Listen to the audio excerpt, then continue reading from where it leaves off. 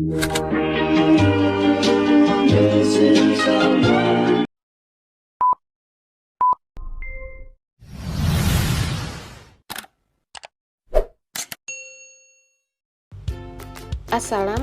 warahmatullahi wabarakatuh.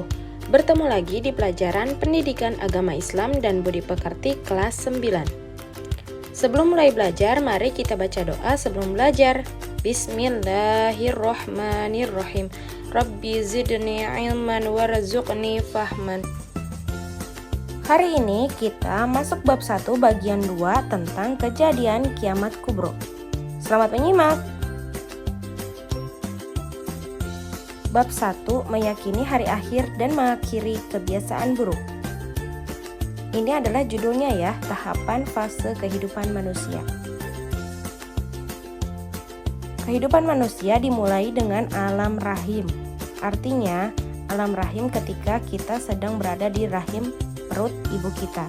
Sesuai dengan firman Allah yang terdapat dalam Al-Quran yang berbunyi, Wa idza akhadha rabbuka min bani adama min zuhurihim dzurriyyatahum wa ashhadahum ala anfusihim alastu bi rabbikum qalu bala syahidna an taqulu yawmal qiyamati inna kunna an hadza ghafilin, yang artinya, dan ingatlah ketika Tuhanmu mengeluarkan keturunan anak Adam dari sulbi mereka dan Allah mengambil kesaksian terhadap jiwa mereka seraya berfirman, bukankah aku ini Tuhanmu?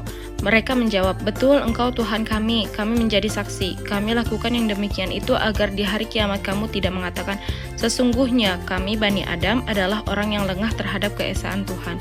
Jadi, semenjak di alam rahim kita sudah berjanji kepada Allah bahwa apabila kita sudah lahir di dunia, maka kita akan menyembah Allah. Itu adalah janji kita terhadap Allah semenjak dari rahim ibu kita. Jadi setelah lahir di dunia, kita seharusnya menepati janji kita kepada Allah, yaitu selalu beribadah kepada Allah. Dengan kata lain, tidak menduakannya, tidak menduakan Allah. Selanjutnya yaitu alam dunia.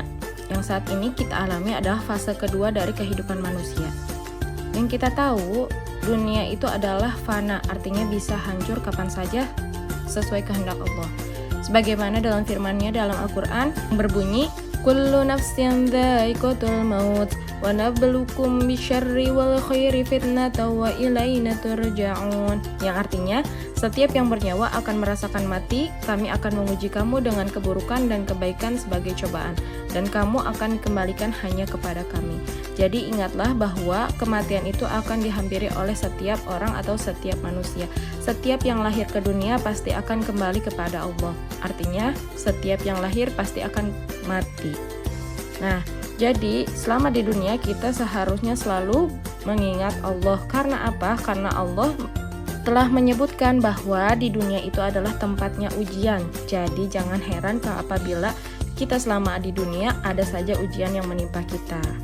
Sungguh kami pasti akan terus-menerus menguji kamu berupa kesedihan atau kesakitan ataupun ketakutan. Nah, fase selanjutnya yaitu alam barzah atau alam kubur. Nah, setelah kita hidup di dunia pasti kita akan mengalami kematian dan kita masuk ke fase ketiga yaitu alam kubur. Kamar masa depan kita adalah kuburan.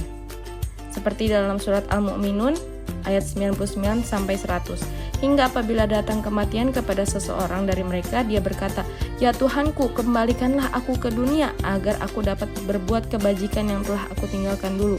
Sekali-kali tidak, sungguh itu adalah angan-angan yang diucapkannya saja, dan di hadapan mereka ada dinding pemisah sampai pada hari mereka dibangkitkan. Jadi orang yang sudah ada di dalam kubur itu ingin kembali lagi ke masa dunia. Kenapa?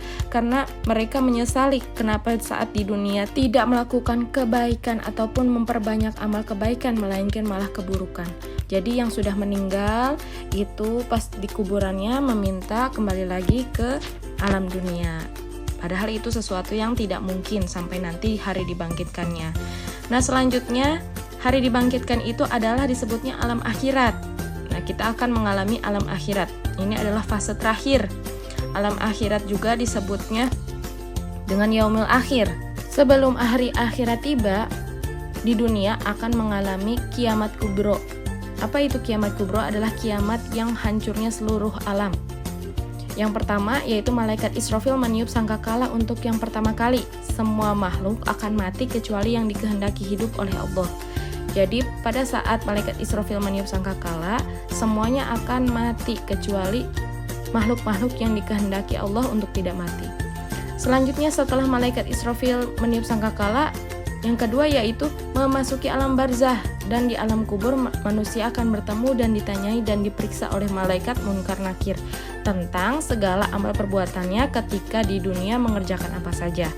Jadi selama di alam kubur, manusia yang sudah meninggal itu ditanya pernah melakukan apa ataupun melakukan apa saja di dunia, berbuat kebaikan apa saja selama di dunia, atau ibadahnya apa saja selama di dunia. Selanjutnya, yang ketiga yaumul ba'ats atau hari kebangkitan. Malaikat Israfil itu meniup sangkakala yang kedua. Maka manusia dan makhluk yang dikehendaki Allah bangkit lagi dari kuburnya. Lalu ketika malaikat Israfil meniup sangkakala yang kedua kalinya, manusia dan makhluk yang dikehendaki oleh Allah itu bangkit kembali dari kuburnya. Selanjutnya, yaumul hasyr. Setelah hari kebangkitan, maka kita akan dikumpulkan di mana? Di padang mahsyar satu saat nanti. Dikumpulkan untuk apa? Untuk melihat amal-amal kita yang akan ditimbang. فَمَنْ يَعْمَلْ مِثْقَالَ ذَرَّةٍ خَيْرًا يَرَهُ وَمَنْ يَعْمَلْ مِثْقَالَ ذَرَّةٍ شَرًّا يَرَهُ. Barang siapa yang mengerjakan kebaikan seberat zarrah atau biji, niscaya dia akan melihat balasannya. Dan barang siapa yang mengerjakan kejahatan sebesar zarrah pun, niscaya dia akan melihat balasannya pula. Jadi apapun yang kita kerjakan, baik sebesar biji kebaikan ataupun kejahatan, pasti akan ada balasannya. Selanjutnya setelah hari dikumpulkan, setelah kita melihat timbangan amal kita, lalu kita akan memasuki namanya surga dan neraka. Nah, jadi setelah proses penimbangan, mana yang lebih banyak antara kebaikan dengan keburukan? Apabila lebih banyaknya kebaikan, maka akan dimasukkan ke surga.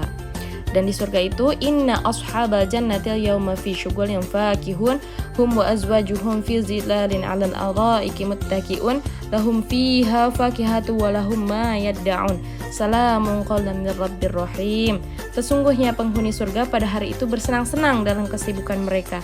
Mereka dan istri mereka berada di dalam tempat yang teduh, bertelekan di atas dipan. Di surga itu mereka memperoleh buah-buahan dan memperoleh apa aja yang mereka minta. Kepada mereka yang dikatakan salam, sebagai ucapan selamat dari Tuhan yang Maha Penyayang. Jadi selama di surga, orang yang masuk surga itu akan mendapatkan kebaikan atau balasan yang setimpal atas kebaikannya. Sedangkan yang masuk neraka bagaimana? Laisa lahum ta'amun illa min dhari' la yusminu wa la yughni min ju'. Mereka tiada memperoleh makanan selain dari pohon yang berduri, yang tidak menggemukkan dan tidak pula menghilangkan lapar. Jadi balasan antara yang masuk surga dan masuk neraka itu berbeda. Maka marilah kita beribadah sebanyak-banyaknya selama kita masih ada di dunia ini, dan sebelum kita masuk ke alam kubur ataupun alam akhirat nanti, untuk persiapan amal kita nanti. Ya, alhamdulillah pembelajaran kita hari ini telah selesai. Klik tombol like, subscribe, dan komen pada channel ini. Terima kasih. Wassalamualaikum.